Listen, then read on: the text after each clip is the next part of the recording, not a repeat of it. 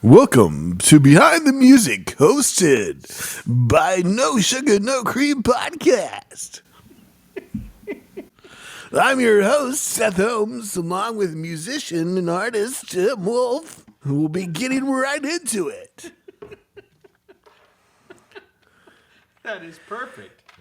Tim. Can I call you Tim? Welcome to the podcast, sir. Yes. All right. So today we're talking about my album.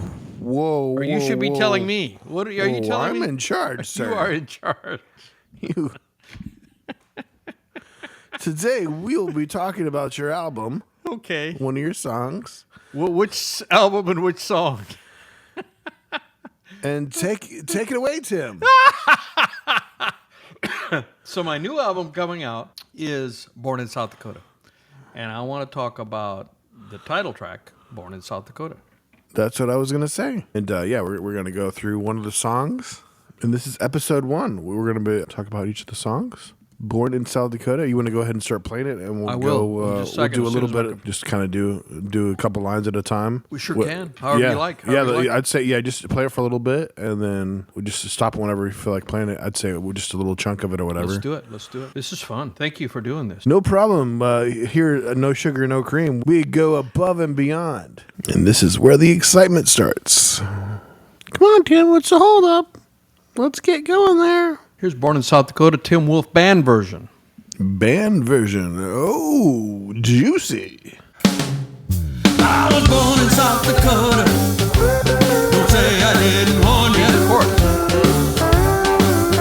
There's a certain way we do things around here. When the cold blows through your bones, a man knows that he's alone. When you understand the wind can smile your feet. I was born in South Dakota. Born in South Dakota. Woo! Song. I would like to tell you how I got the concept of doing a song Born in South Dakota. I'm going to throw something out there that maybe someone was born in South Dakota. Yeah, I was. But there's an inspiration for writing a song about not every songwriter writes a song about where they were born.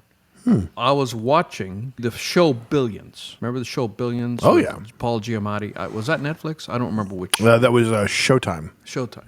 Yeah, I'm a big fan. And I love Paul Giamatti. Season 3 had come, and everyone was waiting with bated breath because it was highly anticipated. Episode 1 of Season 3 was launched. It starts with the Paul Giamatti character walking through the halls of a courthouse, and this song was playing called Born in San Antone. Born in San Antone by Garrett T. Capps. Here's Born in San Antone. And that's different than my song, but the concept of being born in San Antone. Mm-hmm.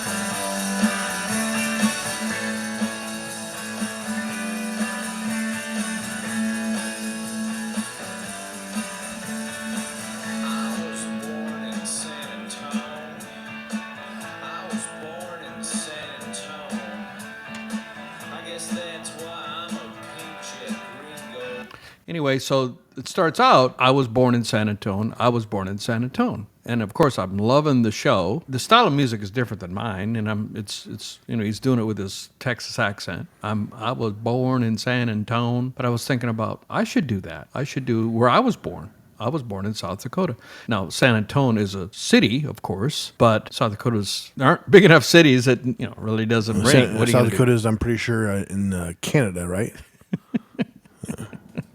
We are one of the 50 states, but a lot of people, there are so many times that when I meet someone, not while I'm in the Dakotas, of course, when I'm on the East Coast or in the South, where I'm at now, I used to hear it a lot more than now. Maybe people are more traveled. I would invariably get, wow, you're the first person I've met from South Dakota, because there aren't that many of us, but I don't get that much anymore. So I came up with the idea, write a song, Born in South Dakota. And I had the line in my head, don't say I didn't warn you. I don't know why. I was born in South Dakota. It works well. It sounds good with it. Thank you. I did.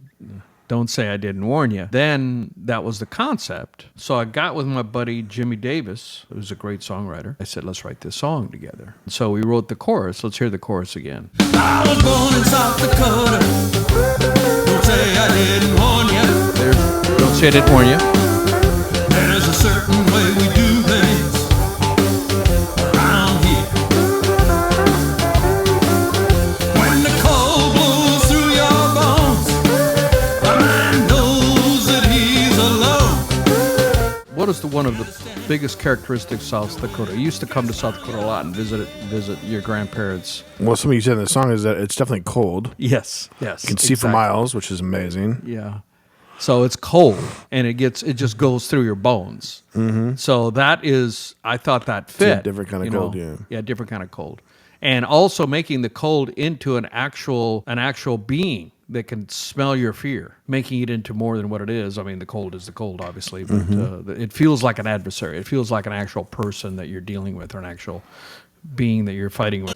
When you understand it, the wind can smell your fear. I was born in South Dakota. Born in South Dakota. So your wind can smell your fear. Yeah, I hear the line. You have the line in there. There's a certain way we do things, which I distinctly think right away, like very much old fashioned. Like South Dakota is very much like old school in a way. Yeah, sure. And sure. I mean, very much country. I mean, lots of farmland. Your father was a farmer. You were a farmer yourself. Yeah, that's the first thing I would think of is just how like kind of old school everything is, and like right. the way it feels and everything. And which is awesome. I hope it never changes, even though it. Yes, and I mean that goes with his. I mean, there's the story of there was a famous movie. I think it had Leonardo DiCaprio in it, and it was a true story. We were taught this when I was in school. Hugh Glass, I think was his name. He was a guy living in South Dakota, like in the 1800s. He was mauled by a grizzly bear. This was in South Dakota, and he was left for dead by his cohorts. I guess he came back to, and he couldn't really walk, but he crawled for 200 miles with the drive of taking revenge on the people that. So was it? But you said it was animals. Well, he was with his. They left him. They left him. They left. They didn't attack him, but they left him.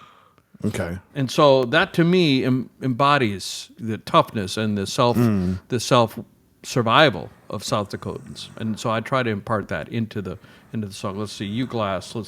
Hugh Glass, American fur trader. He died in 1833. He was an American frontiersman, hunter and explorer. He's best known for his story of survival and forgiveness after being left for dead by companions when he was mauled by a grizzly bear. So he was upset that they didn't take him with them. That they didn't try to take care of him. They abandoned him. No man left behind. That's the code, certainly in military, and it should be the code when you're out in the wilderness and you're fighting against the elements. And they left him. He regained consciousness, but found himself abandoned without weapons or equipment. He had festering wounds. He lay mutilated and alone more than 200 miles from the nearest American settlement. He set the bone of he had broken his leg, set his own bone, wrapped himself in bear hide that they'd placed over him, and began crawling back Fort Chihuahua. That was 200 miles. He crawled 200 miles. And he made it there and survived. And then he began, it took him 6 weeks. He survived mostly on wild berries and roots. And then he wanted to find those people, and he did find them, and he was going to attack them and kill them, but he ended up forgiving them. Because they were like, we thought you were dead. Oh, my bad. Everything's good.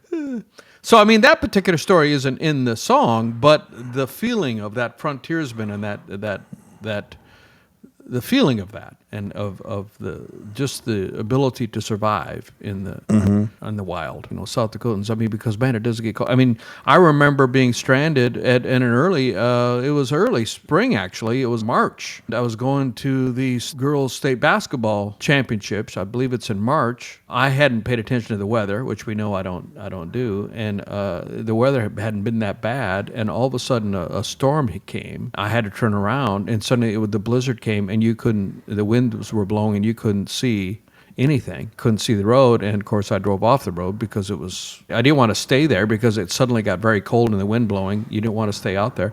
And I was wondering, how am I going to survive this? And there was a car coming by very slowly. They allowed me in their car, and we slowly tried to make our way back, and everyone's looking out the window trying to find a way. We ended up going into the ditch, and somebody came and pulled us out. I mean, this was in March. And if they hadn't come along, and I've had run out of gas, people do die in those circumstances because it was like 20 below. I mean, if I had gas to keep me, I don't remember. I may have had enough gas, I don't recall. But I mean, you can die in those situations. And this was in March in a sudden storm. It was a nice day in the middle of the day, and all of a sudden, by nighttime, this blizzard came up. It can be quite tough. Anyway, that's the weather of South Dakota and North Dakota, of course, and that part of the world, not just the state. None of our listeners will be moving to South Dakota anytime soon. Freeze to death.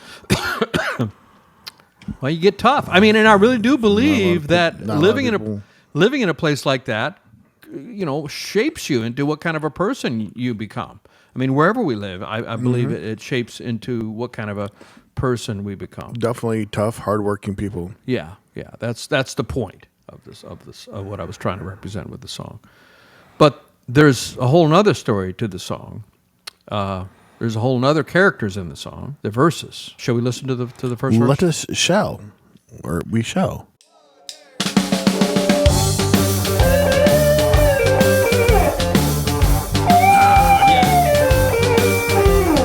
Aces of red and eights of black is a pretty strong hand. By God, stuff should win out unless you get shot in the back. I think somebody got shot in the back. Somebody got shot in the back. Do you know who that's about? I do not.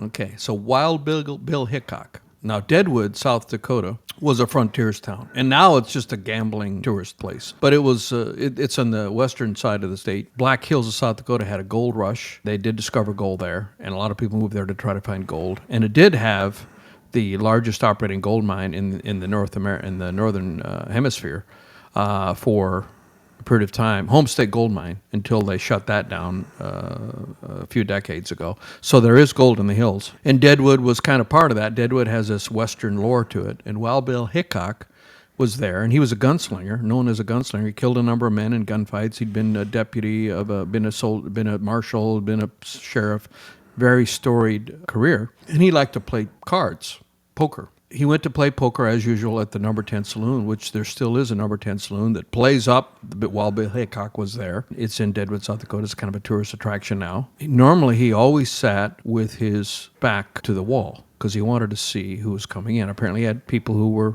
mad at him or whatever. He always had his gun with him. And that day, one of the guys playing poker wanted to sit there. For whatever reason, ended in his death, he allowed that guy to take that chair. And he sat with his back to the door. There was a guy who had been there the day before who got drunk, and Wild Bill Hickok had beat him out of his money at poker, and the guy was mad. And finally, Wild Bill Hickok told him to go home. He came back the next day, and he shot Bill Hickok. Actually in the back of the head, but I needed to rhyme with back, so shot in the back. But he was killed. And he had 4 cards at the time. It was a pair of aces and a pair of eights. It's now called the dead man's hand. That's if you pair of aces and pair of eights, it's a dead man's hand because Wild Bill Hickok that's what he was holding when he was shot. So obviously you don't win if you get shot in the back or back of the head, and that's a true story. That's so weird. Like, I suck at poker. Kill you. I'm not gonna kill you because I suck at poker. Well, alcohol was involved, Yeah. So you think he would have sobered up by the next day? He was a little special. Maybe he was. That was one character in the song. And then we go to the first verse, and then we have another character in the song, in the second verse. California and Bill were 3 things that haunted her soul. Madly in love with a boastful fool, working on a Wild West show. Once Bill was dead, she sought her revenge. Calamity forgot her gun. To this day, they lay side by side. Bill's love case still hasn't won. That that is about Calamity Jane. Calamity Jane is another real-life character who was living in Deadwood, South Dakota at that time, and by all accounts, she kind of had an infatuation for Wild Bill, but he didn't share it. And she also had a problem with alcohol. She had two friends. One was named Billy, the other was named California. And so the song says, there were only three things she cared about: Billy, California, and alcohol, the bottle. She had a drinking problem. But she was a very skilled markswoman. After Wild Bill got killed, she was going to avenge his death. This is all true story, documented. But she must have been drunk because she forgot her gun. She's going to shoot the guy that killed Wild Bill, but she forgot her gun. Literally forgot her gun. And then eventually she died. I don't know, unremarkable death. The townsfolk of Deadwood, whoever decided. So back then, if you didn't have money or no family there, the city would bury you, put it together. And they, for whatever reason, cruel joke on Bill or cruel joke on her. Oh, and also, Wild Bill, one of the ways he was in a Wild West touring show. Because even though the Wild West was going on, they had touring shows that would tour and replay the Wild West for Eastern folks. And Wild Bill did do some of that. Huh. That made his aura even bigger than life. And there were other characters from that time who did that. And so Wild Bill was in that Wild West touring show. So the East was completely different. Yeah, I believe so. Completely, based on my understanding. You didn't walk around with your revolver stuck in your holster. Not that it was as much. They like to say it didn't happen as much, but if you study the story of Wild Bill Hickok, there were a number of shootouts. And OK Corral, that happened, not in South Dakota, but another shootout. The famous story of Doc Holliday, and that happened. There's a town in Missouri, Randy, who always watches our podcast. He's been there or from there, and he said there was a shootout that Wild Bill was in before he came to South Dakota that he won, of course. And there's a plaque in the square where the shootout happened, and he killed somebody in a shootout. I think at the time he had a badge. Whether or not you had your badge doesn't mean you could be a bad guy and then they give you a badge. Does that make you a good guy? So there's a lot of controversy. But he was involved in more than one or two. I mean, he was known as a gunfighter. Probably not everyday occurrence, but it definitely happened multiple times. Yeah, Calamity Jane forgot her gun. And so what the city of Deadwood did, for humor or whatever, they buried them. They buried her right next to where Wild Bill was buried. And so to this day, Bill's love, Jane still hasn't won. That was she would probably be happy with that. If she knew, but she was dead, so she didn't know. That was the song, and so that song I wrote with Jimmy, and and then we took a little poetic license. Aces of red and eights of black is a pretty strong hand. Well, we didn't know they could have been red or black, but we needed to rhyme aces of red and eights of black.